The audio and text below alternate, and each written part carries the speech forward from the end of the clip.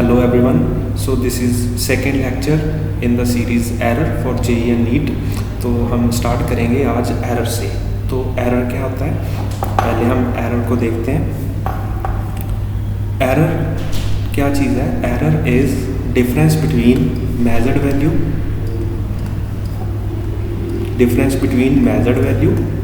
And true value. Measured value और true value में जो अंतर है उसको हम एरर बोलते हैं।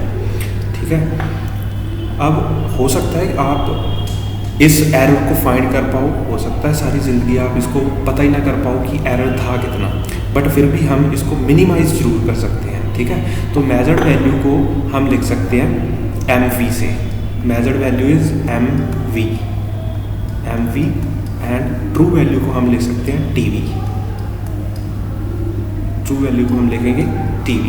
तो ये एरर है जो उसको हम ऐसे डिफाइन करते हैं, error is equals to MV measured value minus true value. अब ये जो एरर है दिस कैन बी पॉजिटिव, ये जो एरर है दिस कैन बी पॉजिटिव और दिस कैन बी नेगेटिव। ये पॉजिटिव नेगेटिव कैसे हो गया? मान लीजिए जो आपने मेजर किया वैल्यू वो ज़्यादा है और जो ट्रू वैल्यू है वो कम है। Let's suppose real length of a rod is let's say 5 centimetre और आपने जो मेजर किया है, ठीक है, वो की है 5.2 सेंटीमीटर। और जो तो इस केस में जो वैल्यू आ जाएगी, मान लीजिए ऐसे हम लिख लेते हैं, let's say true value is equals to 5 centimetre. तो जो आपने मेजर किया मेजर्ड वैल्यू वो आपकी आ गई लेट्स से 5.2 सेंटीमीटर। तो आपका एरर पॉजिटिव आ गया। और अगर मान लीजिए सेकंड केस में अगर हमारी ट्रू वैल्यू 5 सेंटीमीटर है और आपने जो मेजर किया है मेजर्ड वैल्यू है जो वो 4.8 सेंटीमीटर है, तो जो आपका एरर आ जाएगा वो नेगेटिव आ जाएगा। ठीक है, ये जो एरर होता है वो दो तरह के एरर होते हैं, types of error. There are 2 types of error. एक को हम बोलते हैं सिस्टेमैटिक एरर। Systematic error. ये सिस्टेमैटिक एरर क्या होता है? सिस्टेमैटिक एरर है जो हमारे सिस्टम में प्रॉब्लम आती है उसकी वजह से जो एरर आता है।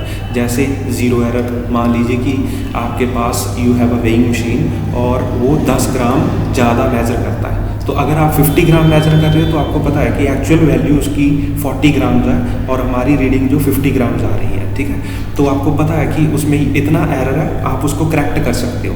ये सिस्टम एरर है। ठीक है, सिस्टमैटिक एरर है। दूसरी तरह के जो एरर होते हैं those are called random errors. तो ये रैंडम एरर्स क्या होते हैं? रैंडम एरर्स जो होते हैं इनका ओरिजिन नहीं हमें पता होता। रैंडम एरर्स का origin is unknown. Origin is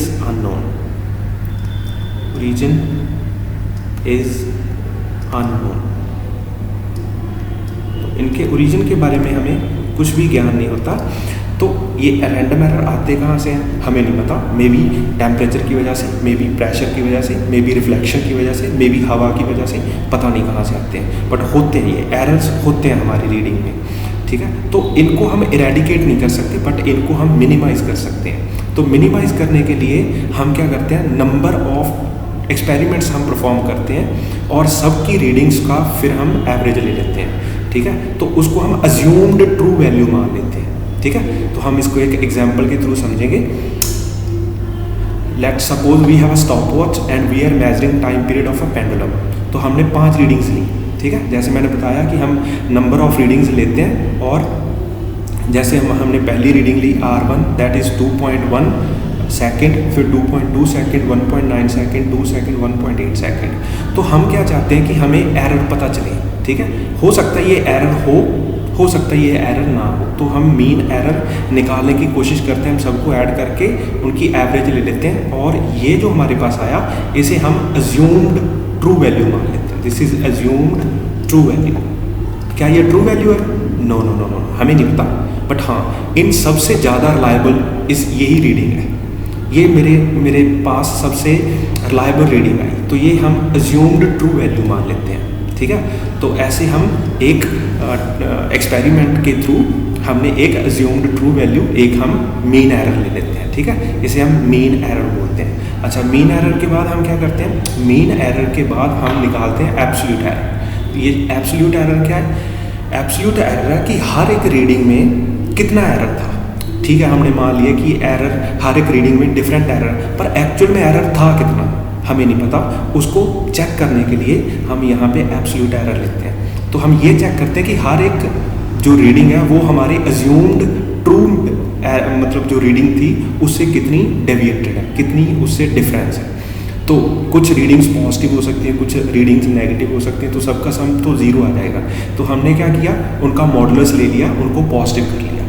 तो जैसे ये पहला हमारा मीन एरर आया था 2 और हमारी जो पहली रीडिंग है वो है 2.1, तो उनका जो डिफरेंस आया वो है नेगेटिव 0.1। मैंने आपको पहले भी बताया था कि एरर पॉजिटिव भी हो सकता है, नेगेटिव भी, ठीक है। तो हमने उसका मॉडुलस ले लिया, तो हमने एब्सोल्यूट एरर हम उसको बोल रहे हैं। तो पहली रीडिंग आई 0.1, ठीक है, फिर आई 0.2 और फिर हमारे पास आई 0.1, ठीक है। हमने क्या किया, हर एक रीडिंग को मीन एरर से सब्ट्रैक्ट कर दिया और उसका मॉडुलस ले लिया, तो ये आ गया मेरे पास, ठीक है। तो हम ये पता करना चाहते हैं कि जो हमारे पास एरर है उनमें भी सबसे रिलायबल एरर कौन सा है, मतलब किस यूनिट को, किस क्वांटिटी को हम बोल सकते हैं कि ये एरर है, या मतलब क्वांटिटी नहीं बोलना चाहिए, रीडिंग बोलना चाहिए। किस रीडिंग को हम बोल सकते हैं कि this is my true error, ठीक है। तो मतलब एरर में भी एरर हम फाइंड करने की कोशिश कर रहे हैं।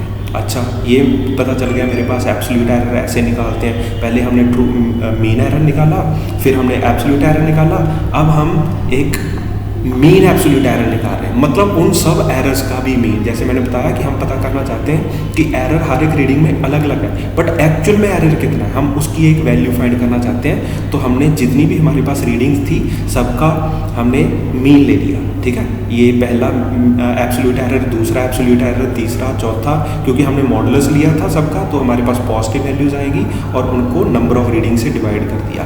तो हमारी नंबर ऑफ रीडिंग्स 5 थी, तो कैलकुलेट करने पे हमारे पास आंसर आ गया 0.12 सेकेंड, ठीक है। तो हम जो रीडिंग कोड करेंगे, ठीक है, जो रीडिंग किसी को बताएंगे वो बताएंगे 2 ± 0.1 सेकेंड। तो जब भी आप इंजीनियरिंग कॉलेज में जाओगे, ठीक है, तो वहाँ पे आपको जब लिखना होगा किसी रीडिंग के बारे में, तो आप उसको ऐसे लिखोगे, इस तरह लिखोगे, ठीक है। ऐसे नहीं टू लिखोगे तो मतलब दैट विल बी रॉन्ग, तो आपको ऐसे ही लिखना पड़ेगा, ठीक है। अब इसके बाद हमारे पास 2 चीज़ें और होती हैं छोटी छोटी, ठीक है। एक को हम बोलते हैं रिलेटिव एरर। ये रिलेटिव एरर क्या होता है, ये होता है mean absolute error upon mean error. तो जो हमने डेल्टा m 0.12 निकाला और ये जो मीन एरर निकाला, इन दोनों का अगर हम डिवीज़न कर दें तो हमारे पास रिलेटिव एरर आ जाएगा। अच्छा, रिलेटिव एरर के बाद आपसे कई बार पूछा जाता है परसेंटेज एरर, कितना परसेंटेज एरर है। तो ये इसको हम मल्टीप्लाई बाय 100 आपको निकालनी आती है परसेंटेज, ये रिलेटिव एरर इंटू 100, तो मेरे पास परसेंटेज एरर आ जाएगा। ये mean absolute error divided by mean error into 100, that will be 6%। अच्छा, अगर कोई इंस्ट्रूमेंट हमें 6% का एरर दे रहा है तो that is not a good, ठीक है।